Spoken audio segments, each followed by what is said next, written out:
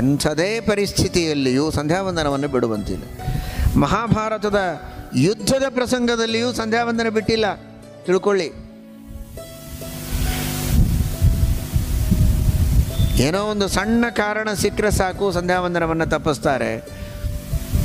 ಏನೋ ಸಮಾರಂಭ ಇದೆ ಅಂದರೆ ಅದು ಇದು ಯಾರೋ ಕೆಲವರಿಗೆ ಇದು ಸಮಾರಂಭ ಇದ್ದಾಗ ತಪ್ಪಿಸೋರು ಭಾಳ ಪುಣ್ಯವಂತರು. ಅಂದರೆ ಉಳಿದ ದಿವಸ ಅಂತೂ ಮಾಡ್ತಾರಲ್ಲ, ಈ ದಿವಸನೇ ತಪ್ಪಿಸೋರಿಗೆ ಏನು ಹೇಳಬೇಕು ಗೊತ್ತಿಲ್ಲ. ಯಾವುದೇ ಸಮಾರಂಭಗಳಿರಲಿ, ಏನೇ ಇರಲಿ, ಸಂಧ್ಯಾವಂದನವನ್ನು ತಪ್ಪಿಸುವುದಕ್ಕೆ ಶಾಸ್ತ್ರದಲ್ಲಿ ಅವಕಾಶ ಕೊಟ್ಟಿಲ್ಲ. ಯುದ್ಧಕ್ಕೆ ಮಧ್ಯ ವಿರಾಮ ಕೊಟ್ಟು ಸಂಧ್ಯಾಕಾಲ ಆಗಿದೆ ಅಂತ ಸಂಧ್ಯಾವಂದನ ಮಾಡಿ ಯುದ್ಧವನ್ನು ಮುಂದುವರಿಸ್ತಾ ಇದ್ರಂತೆ.